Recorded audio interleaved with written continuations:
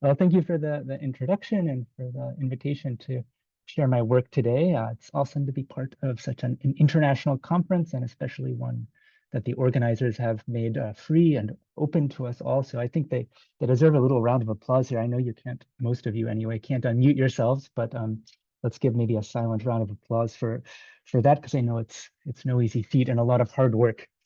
But yes, in the spirit of international scientific exchange, my talk today is going to be a tale of two continents, Europe and North America, and what I think wild mice from each of these parts of the world have to tell us about vocal communication.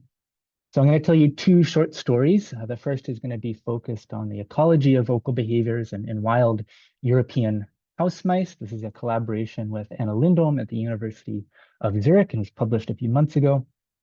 And then I'll tell you a story about the evolution of vocal behaviors, mostly unpublished story about the evolution of vocal behaviors in species of North American deer mice. And this is work I've done with my postdoc advisor here at Harvard. And what I'd like to communicate with these two vignettes, what I'd like to leave you with at the end of my talk, is the idea that natural variation, especially natural variation in the vocal behaviors of rodents, is a really useful tool for understanding behavioral evolution. Okay, so to set the stage and give you maybe a more concrete sense for what I mean by this statement here at the top of the slide, we're all going to travel for the next few seconds to Costa Rica. So we're going to listen to the sounds of a rainforest at dawn, and you'll see on the bottom of your screen a quantification of those sounds with lower frequency sound components toward the left and higher frequency components toward the right.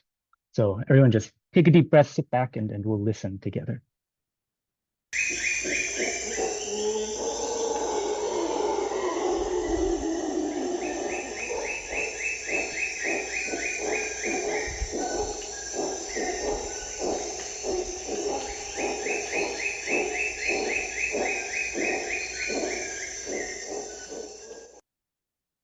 Okay, so I play this not just because it's beautiful, but because I think it illustrates some important points about why vocal behaviors, especially those of rodents, are such a useful context to study behavioral evolution. So the first point I want to make is that acoustic behaviors are pervasive across species, so they're evolutionarily ancient, and they're also incredibly diverse. So from this chaotic growls of these howler monkeys to this beautiful melodic bird song and the high-frequency rhythmic clicking of the insects in this audio recording. The second point I want to make is that despite this diversity, like despite the chaos of the soundscapes you just heard, acoustic behaviors are also highly quantifiable. I want to make just a side note here that this ability to quantify vocal behaviors is due in large part to work by people like Kevin and the rest of the machine learning and conservation technology communities who have really built the software to be able to handle the huge amounts of data you get from, for example, putting a microphone up in the rainforest. So these two features, the diversity of the behaviors and the ability to quantify them in the wild in their natural setting, really make vocal behaviors and acoustic behaviors more generally a great place to answer a really fundamental question in evolutionary biology, which is why does behavioral variation evolve? And what I mean by that is, what are the environmental factors that in the short term shape behavioral or vocal dynamics, and in the long term give rise to fitness differences between individuals that have slightly different behavioral or vocal dynamics. And of course, I've chosen some very beautiful and charismatic species to illustrate this point about the usefulness of acoustic behaviors for understanding evolution. But as we all know, rodents are beautiful, even if it is in their own special way, and their vocal repertoires are equally diverse, right? Although I would argue much less explored than some of the species I showed you on the previous slide. Another thing that rodents have going for them that those other more charismatic species don't is that they're highly experimentally tractable, right? Thanks to over a century of work in lab mice and lab rats developing tools to study their biology. And that makes them a really fantastic setting to answer another fundamental question in evolutionary biology, which is how does behavioral variation evolve? And what I mean by that is, how does selection act on genetic and neural differences between individuals to give rise to species differences in behavior? And at the end of the day, that's why I think rodent vocal behaviors are so special. It's because they're a setting where we can answer both of these really important questions. How does behavioral variation relate to environmental factors in the wild? And what are the genetic and neural mechanisms underlying that variation in the lab? And these are going to be the two questions that structure the rest of my talk. And what I'd like to do is give you two examples of how we can use natural variation to answer them.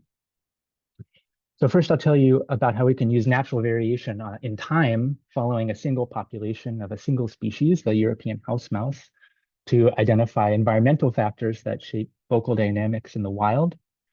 And then I'll tell you about how we can use natural variation between species in the lab to try to identify genetic and neural mechanism underlying vocal behavior evolution. So I'll start with ecology, and then we'll move on to evolution for the second part. And the story really begins in the idyllic Swiss countryside, which I'm showing you here. It's less chaotic than the Costa Rican rainforest, but I think in a meaningful sense of the word, it is a natural habitat for the European house mouse, Mus musculus, which originated in South Asia, but about 5,000 years ago colonized Europe, where it has become a classic human commensal species, surviving and maybe even thriving alongside us in our houses, in churches, and in barns. And in this little village of Ilmenau, about 20 kilometers outside of Zurich, there's a very special barn. And it was developed by Barbara Koenig, a professor at the University of Zurich, about 20 years ago for the specific purpose of studying house mouse social behaviors in the natural habitat of the house mouse, so a barn in the countryside. And I say that this barn is special because every mouse who chooses to live here is regularly phenotyped and fitted with a micro RFID transponder subcutaneously that allows us to track their use of a set of 20 small boxes that are distributed throughout the barn. These boxes look like this. They have a single tunnel where mice can either enter or exit. And those tunnels are fitted with RFID readers so that every time a tagged mouse uses a box, we get a nice little line on a CSV file on a computer in the barn that gives us the identity of that mouse, the box, the timestamp of the entrance or exit, and then metadata about who that mouse spent time with and for how long. So in the big picture, this is, I think, a really fantastic hardware setup to study population scale social dynamics over long time periods. And in fact, this system has been running almost continuously now for over a decade. So a gargantuan data set about social dynamics. What I've added to this system more recently and what I want to tell you about today is acoustic monitoring so that we can get information not just about who mice are spending time with, but in a sense, what they're saying when they spend time together. And I'm going to start with some of the limitations of this system so that I can kind of set up the questions that it's best suited to answering. So the first limitation is that we only observe social or vocal interactions inside these little boxes. There's a lot going on outside of the boxes inside this barn. This is an open, wild system. Mice are free to come and go as they please. And we're just taking a slice through that more complicated social environment. The second point I want to make is that we don't have any vocal ID. So inside the box, we don't know who's vocalizing, but we know the identity of the individuals in the group in which vocalization took place.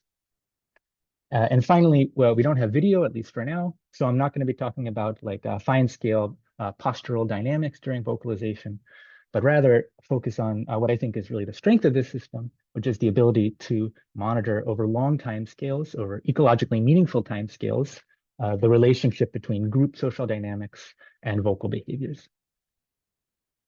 And that I think really allows this kind of wild natural setup to complement the kind of studies we've seen so far today, and that are really like the bedrock of rodent vocal behavior research, where we have very controlled experimental setups in the lab that are exactly what you want for identifying neural underpinnings of specific features of vocalization or identifying the behavioral effects of specific acoustic features, but which leave open the broader question of what does vocalization do for mice in the wild? And that's the kind of big picture question I wanted to try to address with this study that came out a few months ago. And specifically, I wanted to answer two questions in this population. The first is, how much do wild mice vocalize? And the second is, in what environmental context do they use vocalization? And by environmental context, I mean first the abiotic environment, which in Switzerland ranges from pretty hot in the summertime to pretty darn cold in the winter. as well as the social environment. So the group makeup of these, or the social makeup of these groups from which we're making audio recordings. So before I jump into the data, I'm going to focus a little bit on the hardware that was really critical for this long-term passive acoustic monitoring study. And I think Leo may have talked about AudioMOS earlier today. It's a little early for me over here in North America.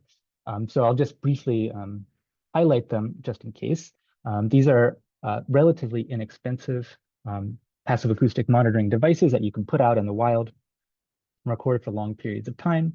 They're capable of detecting ultrasonic vocalizations, although they're not going to give you the kind of high quality audio that you would get from an expensive ultrasonic microphone. What you get in exchange is the ability to record mouse vocalizations in the wild, right? And the ability potentially to use many AudioMOS in a single field site. So I'm going to play some examples and show you some spectrograms of what this raw data looks like, just to give you a sense for the quality and what kind of like an intuition for what vocalization in this population looks like. Okay, so here's an example of, and so these ultrasonic calls are going to be pitch shifted so you can hear them. Here's an example of some purely ultrasonic calls around 75 kilohertz that were made in the summertime in this barn in 2022.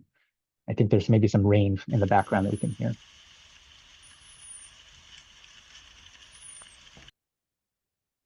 Hopefully you could hear those. I'll turn up. Actually, I won't turn these ones up. Maybe this one. Okay, so we can detect ultrasonic calls, and we can also detect these squeaks, which I asked Kevin about a few minutes ago. This was the reason, because we see a lot of them. And here's an example of one that we detected during an antagonistic interaction in the barn, a fight between two mice. And here's an example of a kind of complex interaction between purely ultrasonic and low frequency calls. So a long string of ultrasonic calls overlaid on top of some squeaks. Okay, so encouraged by the fact that we can detect vocalizations and the fact that we can detect the whole spectrum of the house mouse vocal repertoire using AudioMOS, I set out to conduct a passive acoustic monitoring study in this barn. I went out there 2 to 3 times a month for 15 months between 2022 and 2023. And each time I went, I set up 4 AudioMOS on haphazardly chosen boxes and record each for 48 hours. That resulted in a total of 144 recordings and just a huge amount of audio data, so 274 days of just continuous wave files.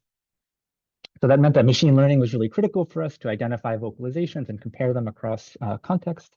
And I'm not going to go into the software details here, but I'll just say we didn't use DeepSqueak. We used an alternative called Deep Audio Segmenter, which is Python-based and open source, and which, after a lot of fine-tuning and quality control, yielded 1.3 million detected vocalizations from this time period between summer of 2022 and the fall of 2023.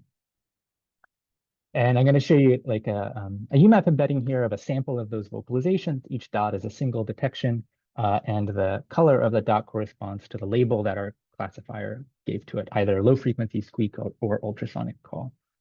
The kind of reassuring thing here is that the UMAP has separated these clusters in an unsupervised way, and those clusters correspond pretty well with the labels that our classifier gives them, either ultrasonic or low frequency, like harmonic stacks.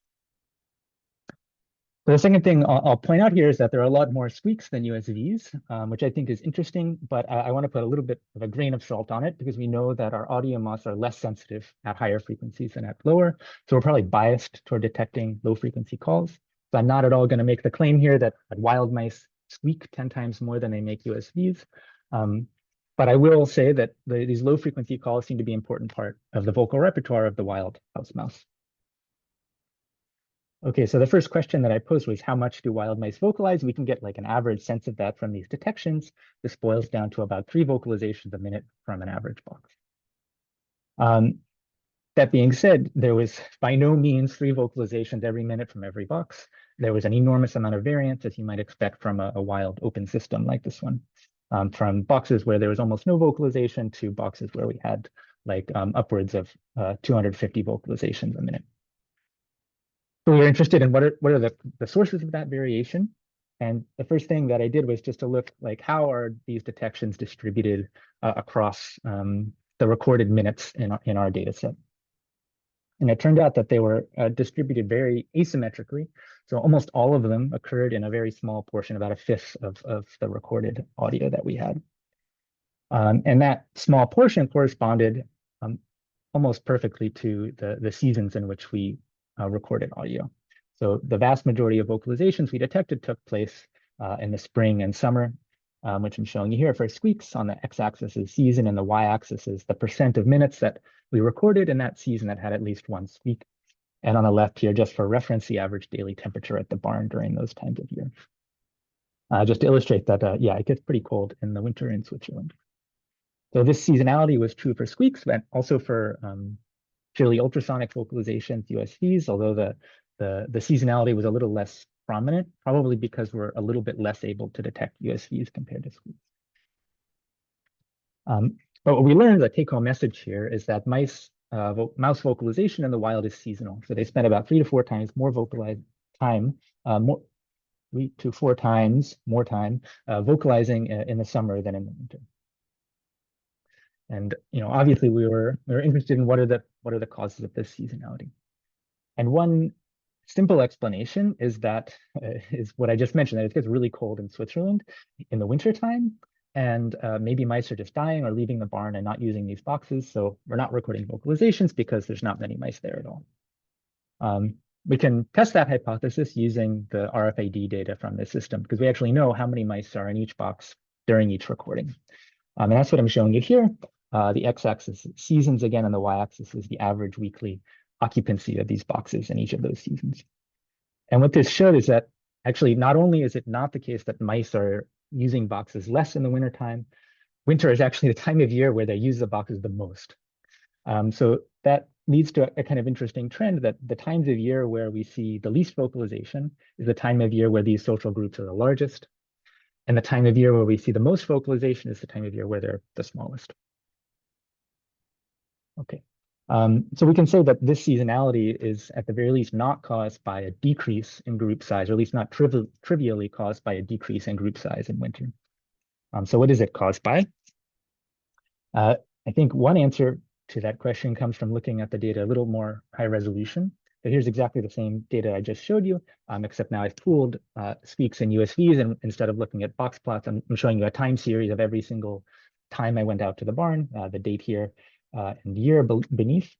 And the y-axis in black is the percent of minutes averaged across all the boxes that are recorded on that deployment that contain at least one vocalization, aligned to the average daily temperature. So here's the summer of 2022, wintertime, and then summer of 2023.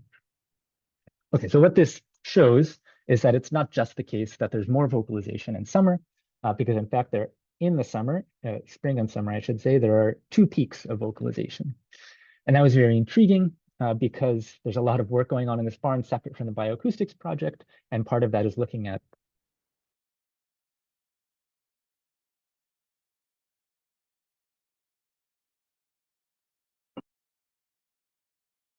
(2023).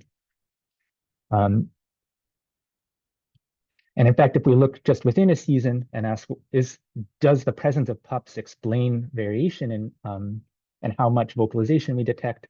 The answer is that it does. So even within boxes that are recorded for the same time period, those that had pups were more likely to produce a lot of vocalization than those that didn't. In other words, the presence of pups is a predictor of how much time mice are spending vocalizing. Okay, so I'm going to make a little bit of an interim summary here and just recap that using this wild setup with audio moths recording over long time periods, we could identify at least 2 social and potentially also abiotic factors that are correlated with vocalization on 2 timescales, on the timescale of months, of seasons, where we find more vocalization in summer compared to winter, and on the timescale of days, so where we find more vocalization in boxes that contain pups than that don't. So I said that we don't have video here to go at a super fine timescale, but we do have timestamps from entrance to and exit from groups that are inside boxes. So we can look at the the relationship between vocalization and those group dynamics. And that's the last thing I want to share today. And it is, yes, what I'm showing you here in this plot, where I've taken every time a mouse entered a box and aligned those entrances to each other, and then looked at the minute before each entrance and the minute after each entrance, and just counted how many vocalizations do we detect in time bins spanning the entrance. And then compared that to shuffled data where we randomize the timestamps of the vocalizations relative to entrances. And what we see is that entrance into a box is followed by a little increase in the probability of detecting a vocalization. We can do the same thing for exits, and I see something similar, so a relationship between change in social group composition and vocalization. But there's a little bit of a difference, right, in the distribution here, or its shape rather, where vocalization starts to increase right before the exit and then decrease after. Okay, so I'm not going to read too much into these subtle differences in shapes of these distributions, just say I think they're really interesting and there's something that I'm interested in following up on. But for now, I'm going to show you a slightly higher resolution look at the same data again, which looks at the differences between sexes and differences between times of year, which ended up being revealing, I think. Right? So here's the number of entrances followed by a squeak for either males or females at each of the seasons that we examined. And what we found is that entrances by males were more likely to be followed by squeaks than entrances by females.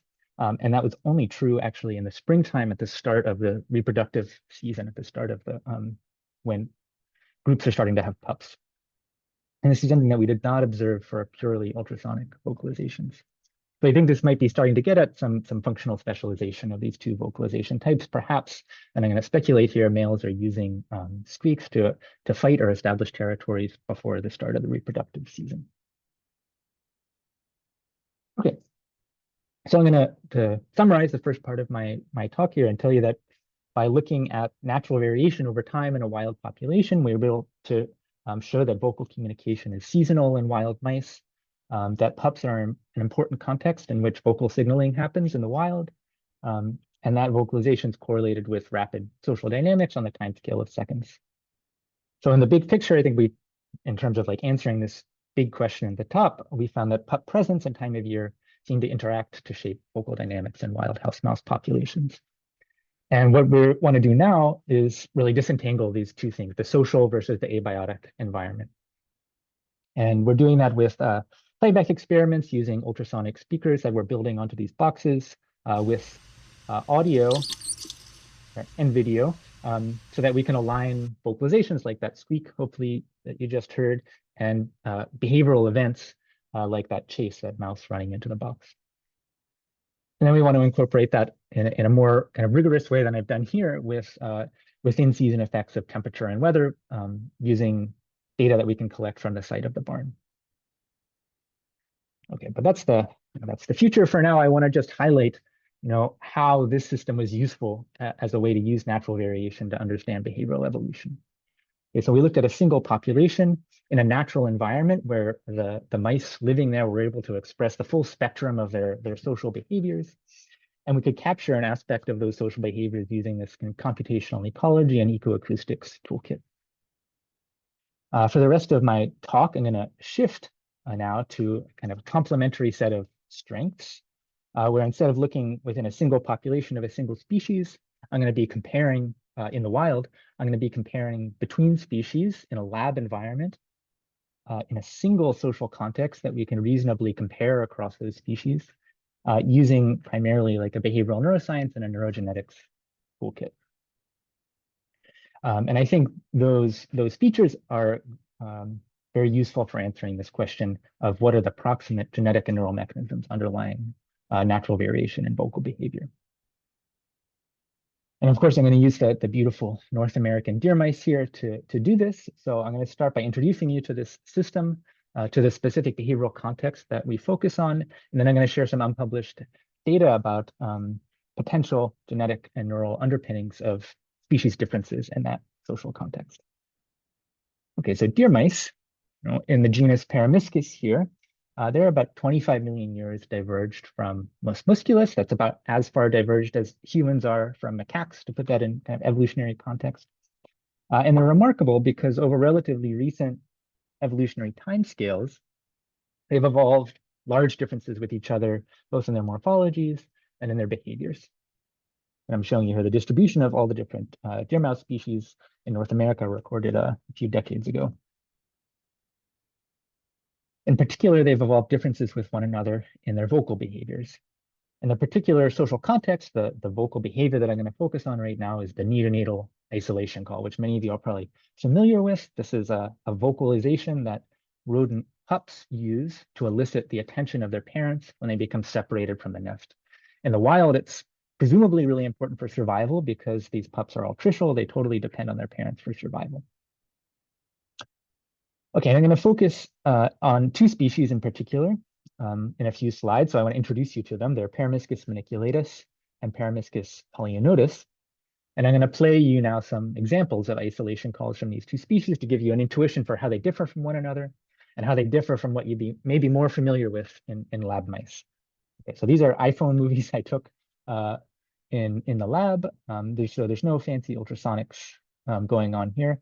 So hopefully you can hear what I mean by that. This is maniculatus.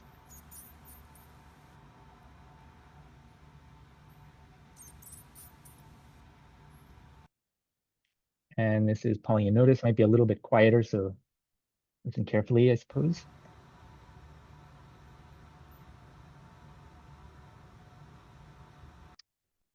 Okay, so what I want you to take away from these videos is that these pups are making audible, hopefully to you, calls. And that when they do that, they're opening their mouths and making kind of rhythmic squeaks. Okay, so these isolation calls are something we focused on in a previous publication from a few years ago where we surveyed deer mouse species. I'm going to just briefly touch on that to motivate the unpublished work I want to share. So what we did was we looked across 8 deer mouse species. We recorded isolation calls every other day for the first 2 weeks of life. And then we did automated segmentation, feature extraction, and unsupervised clustering to just ask, what are the call types that are present? So this kind of is going to get at a discussion that happened after Kevin's talk about, are there call types in the vocal repertoires of mice or not? And I'm going to argue that in a specific sense, the answer is yes for deer mice, because if we look at UMAP embeddings of all the vocalizations we detected, which I'm showing you here, each dot here is a single call from a single pup, and the columns are different species. Every species has 2 very clear, distinct clusters. And those clusters correspond exactly to purely ultrasonic calls, which are in this top cluster. And I'm showing you that in the second row here, each of these images is the average of every spectrogram that's in the top cluster. And the other cluster is these low frequency harmonic calls, which I'm going to call cries to distinguish them from the more generic term squeak that I used in the first part of my talk. Okay, so there's a lot of interesting, evolutionary comparisons you can make using the acoustic features of these call types, as well as their developmental ontogenies, which I'm showing you on the bottom of the slide here, which also differ between species. If you're interested in that, I encourage you to check out the paper or check out the Dryad repository, where all of this data is open source, free for you to peruse and explore. And I say all that just because I'm going to ignore all of that variation right now and just focus in on one of these call types, the isolation cries, so the low frequency calls that you just heard in the last slide. And I'm going to do that for a few reasons. Right? The first is that in this study, we also did playback experiments to compare the effect of either cries or USVs matched to each other in amplitude and in their rate of production on the behavior of parents. And what we found is that cries were much more potent signals to elicit parental approach to the sound to a speaker. Okay, so there's no pup over here, just the sound. And that's, for cries, sufficient to get dams very interested in exploring the speaker, more so than for USVs. So I think this is evidence that maybe cries are serving this function of getting parent attention more so than USVs in deer mice. The second reason to focus on cries compared to USVs is that they're quite variable across the species that we examined, so more so than features of USVs. And in particular, they were variable in their temporal features. So I'm showing you here the average cry duration across the species that we examined. Each dot is a single pup that we recorded. So across these species, there's more than 2-fold difference in cry duration, even though there's not a 2-fold difference, right, in other features of their biology, like their weight. And I'm going to focus on these two, Peromyscus maniculatus and polynotus, which I showed you earlier, because they also differ in the duration of their cries. And I'm showing you that using these like averages of all of the cries we recorded from each species here. So on average, maniculatus is about 75 milliseconds longer than polynotus. And that's interesting because these species also differ in their social structure and in their neonatal rearing environment. So maniculatus in particular is a promiscuous breeder in which only mothers provide care for pups. They also tend to have slightly larger litters. And polynotus is a species in which males and females form monogamous pair bonds, where both parents care for pups, and on average, they have slightly smaller litters. This is interesting because we also knew that this difference in cry duration wasn't simply a result of pups learning to vocalize differently as a result of these different rearing environments. And we knew that from cross-fostering experiments where we could switch litters on the day of birth between maniculatus and polynotus. They're so closely related that they will care for pups of the other species. And then come back 9 days later and record their vocalizations and just ask, do the pups sound like their foster parents or their birth parents? And the answer is that they sound like their birth parents, right? In particular, the duration of their cries is not affected by the early neonatal rearing environment. And this argues that there's some heritable genetic contribution to this difference that could in principle be a substrate for natural selection to act on in the wild. Okay, a final reason to focus on cry duration is that we carried out playback experiments, much like the ones I just showed you, where we were comparing cries and USVs. Now we compared cries that were either artificially stretched or artificially compressed without affecting the acoustic features of the cry to test the effect specifically of duration on parental responses. And what we found is that longer cries were more able to get mothers to leave the nest and approach the speaker. And when they did leave the nest, they went to the speaker faster compared to shorter cries. And it suggests that cries are doing something for parental care, or cry duration rather, is doing something for parental care in deer mice. And this is consistent with findings in other rodents, in particular these yellow-bellied marmots, which have been shown a few years ago now to also produce these low-frequency calls. And in the field, longer low-frequency calls were better able to get the attention of foraging adults. Okay, so having laid that foundation, right, of there's species differences in cry duration, those differences seem to have a genetic contribution, and they seem to matter for parental care, potentially in a way that's conserved across species.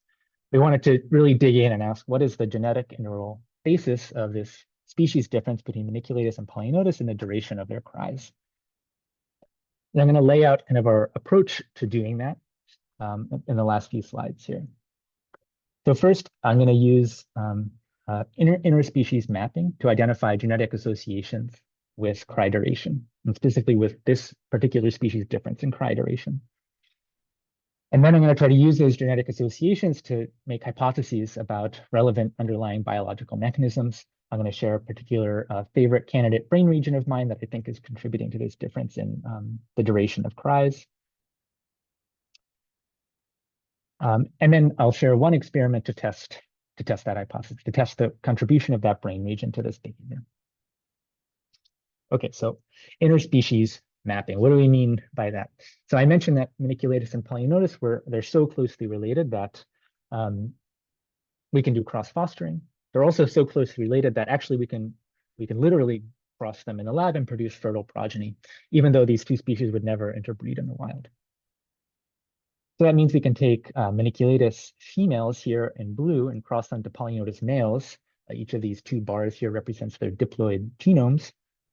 And that produces first-generation hybrids that have equal contributions of each genome.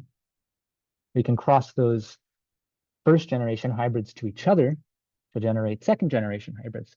And these are recombinants now in which meiosis has scrambled the genomes of each of these two species with respect to one another. And they've scrambled at least as randomly as you can get with meiosis, right? And for each of these recombinants, we can phenotype them by recording their isolation calls, and we can genotype them using low coverage whole genome sequencing. And that allows us to do something called quantitative trait locus mapping, which boils down to asking at each position in the genome where these species differ, what's the effect of having the maniculatus versus the polynotus allele on some aspect of behavior that you've measured. In our case, it's going to be the duration of the vocalizations the pups make in isolation. Okay, so that produces maps that look like this, where the x-axis is exactly position in the genome on each chromosome, and the y-axis is a statistical measure of association between the genotype at that locus and the phenotype that we've measured. Okay, so I'm gonna make two observations about these maps. The first is that the genetic architecture underlying cry duration is different from the genetic architecture underlying USV duration. And I think this is interesting because it argues that these two behaviors, even though they're both vocal behaviors used in the same social context, they have distinct underlying genetic contributions. The second observation I want to make is that there's a very clear association with the species difference in cry duration on chromosome 2. So we can dig into this peak and look at all of the annotated genes that are in this interval and ask, have any been described in the context of vocal behavior at any point in the past? And if so, what do they do? What's their biological function, right? So I'm gonna share now my two favorite candidates, and I want to be the first to say that I'm not going to give the most rigorous motivation for choosing these candidates, but hopefully, at the very least, it will be interesting and motivate some discussion at the end of the talk. But what I did here is do basically an automated PubMed screen where I took each annotated gene name and then added some vocalization-related keywords and searched the last 25 years of PubMed for papers and then read their abstracts. And that led me to two genes that I think are particularly interesting. The first is a transcription factor called FOXD3. It regulates migratory cell fates throughout vertebrate development. In particular, during brain development, it regulates cell migration to part of the brain called the inferior olive. This is part of the cerebellar system. It's the sole source of the cerebellar climbing fibers. The second gene is called DAB1. You might recognize it because it's famous for its role in the layered organization of the mammalian cortex via effects on cell migration. It also functions in the development of other brain regions, in particular the inferior olive and cerebellum. It is essentially an effector of cell migration in all kinds of neural migratory contexts. Okay, so the point I want to make here is that both of these genes are involved in the development of the cerebellum and inferior olive. And I think that is exciting and interesting because the cerebellum happens to be a really excellent candidate brain region to underlie temporal aspects of vocal behaviors. I'm showing you just a highlight of what the cerebellum and inferior olive look like. These two together are referred to as the cerebellar system. And they are good candidates to regulate vocal timing, I think, because they have a central role in motor learning and motor coordination across species. This is their canonical function. And more recent evidence has suggested that their ability to achieve this motor coordination relies fundamentally on their ability to regulate movement duration and motor timing during behavior. And for that reason, they've been proposed to regulate the temporal structure of human language, as well as more recently, like as recently as 10 days ago, I think this whole study came out, the temporal structure of birdsong.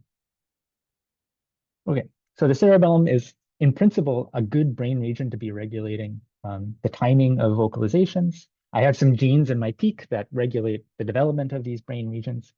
So I'm going to share now to end my talk one experiment to test whether the cerebellum contributes to vocal timing in deer mice. And the prediction I'm going to test is that perturbing cerebellar activity should affect the duration of cries. And I'm going to do that using kind of a first pass approach, so really a sledgehammer technique, a drug called harmaline. And harmaline has been used for a long time, classically to study cerebellar function, because what it does is manipulate neural activity in the major source of excitatory input to the cerebellum, the inferior olive, which is an intrinsically rhythmic brain region. And what harmaline does to those rhythms is first increase their frequency, and second, increase the variability of those rhythms. And I'm showing you an example of how it does that here from a paper from a few years ago. This is the spectrogram now, not of sound, but of neural activity, showing that harmaline is increasing the average firing rate and also increasing its variance. What effect does this have on behavior? We know that its effect on behavior is to cause a loss of motor coordination or tremor. And in fact, harmaline was one of the first pieces of evidence that the cerebellum is doing something important for motor coordination, because when you perturb cerebellar activity, you get a loss of coordination or tremor or shakiness. Okay, and the last observation I'm going to make here is that the effects of harmaline are extremely rapid. So the scale bar here is 1 minute. Within essentially a minute or two, you can change neural activity in the brain following just subcutaneous injection. And concomitantly, you can get effects on behavior. You can get this tremor or shakiness. Okay, so that allowed me to do the following experiment. And that was to take litters of Peromyscus maniculatus pups, record them for 10 minutes, and then at the end of that recording, inject half of them with harmaline and the other half with an equivalent volume of saline based on their weight. I then recorded them again for 10 minutes and just asked pre versus post within pup, is there an effect of harmaline on the vocalizations that these pups are making? And I'm going to start by sharing just some very raw data. It's about as raw as it gets. It's the live stream, the live spectrogram coming off of my Avisoft recorder as I'm recording a litter of maniculatus pups, two of which have been injected with harmaline and 2 of which have been injected with saline. All right, so I'm just going to play this to illustrate, first of all, that harmaline is not completely disrupting the ability of pups to vocalize. Right? All of these pups are making vocalizations, and in fact, they're all making cries that have roughly the same acoustic content. Right? They're all harmonic stacks, and without looking too closely, it might be hard to tell the difference between the saline-treated pups and the harmaline-treated pups. But in fact, there is a subtle and pretty specific difference, and that is in the duration of the cries. So I'm showing you that here on the left, each dot here is a single vocalization and lines connect averages within pups. And on the right is an example within a single pup pre versus post harmaline. So harmaline administration increases the duration of neonatal cries. I mentioned that another effect of harmaline on inferior olive and cerebellar activity was to increase the variance of that activity. And correspondingly, we see an increase not just in the average duration of cries, but in the within pup variability and duration of cries. So I'm showing you that here with the standard deviation compared to the mean here on the left. So in summary, what I think harmaline does to these vocalizations is disrupt their temporal structure. And that leaves open a question about the second vocalization type that I introduced at the beginning of this part of my talk, the purely ultrasonic calls. What about USVs? So I recorded these pups at an age where they're making both of these types of calls, and that allowed me to compare the effects of harmaline on both of them. And in one sense, I kind of expected harmaline to affect the duration of both call types, of both vocalizations. They're both being made by pups in isolation. But I had another reason to think that maybe the effect would be specific to cries. I want to share what that is. And that reason is a feature, or a difference rather, between cries and USVs that isn't apparent from just looking at their acoustic features. It's that they differ in their temporal structure in deer mice. So cries come in these very temporally defined bouts of 3 to 5 vocalizations separated by about 100 milliseconds. And that's reflected by a very bimodal distribution of inter-onset, or rather intervocalization intervals. In deer mice, this is not the case for USVs. USVs do not come in these various stereotype temporal packages. And that's a major difference between cries and USVs in deer mice. Okay, so that made me think that, if the effects of harmaline are occurring via disruption of cerebellar activity, and what we think the cerebellum does is provide temporal structure to behavior, we might expect the effects of harmaline to be larger for vocalizations that require more temporal structure versus those that don't. In other words, we might expect the effects of harmaline to be larger for cries than for USVs. In fact, that's exactly what we saw, because within the exact same pups, harmaline did not affect the duration of ultrasonic vocalizations, nor did it affect the within pup variability, USV duration. Okay, so to summarize this preliminary data, we found that harmaline disrupts the temporal features of cries, but not ultrasonic vocalizations in deer mice.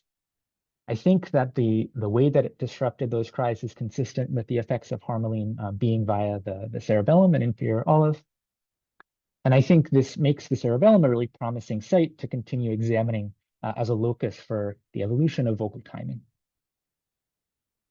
And what we want to do now to really test that hypothesis, test that model, is much more controlled fine-grained manipulations of neural activity in the inferior olive and cerebellum, informed by an examination of what exactly these genes are doing for cerebellar and inferior olive development in deer mice, looking specifically at their effects on inferior olive on the left here and cerebellar anatomy, which we think differ between these two species at the ages where we're recording their vocalizations. And then finally, we want to know how this all ties into survival in the wild using natural behaviors like the kind of playback assays I was telling you about earlier. Again, that's all in the future, and I'll just briefly summarize here that I think this system is a great example of how we can use natural variation in vocal behaviors of rodents to discover potentially new biology underlying vocal production. And in that regard, I think the cerebellum is a really promising candidate for future exploration. And to summarize here and come back to my first slide, I hope I've conveyed to you that natural variation in rodent vocal behavior is not just fascinating, but very useful for understanding behavioral evolution more broadly.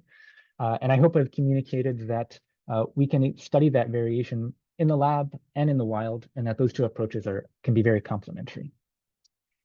Okay, with that, I will end. And I thank all the people who made this work possible, because it was certainly a group effort. So everyone at the University of Zurich, especially my collaborator, Anna, and everyone at Harvard who contributed to the data that I showed you today.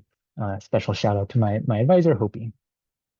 And with that, I'm happy to take questions either now or later. Don't hesitate to get in touch by email or on social media. I'm always happy to chat about mouse USVs and squeaks.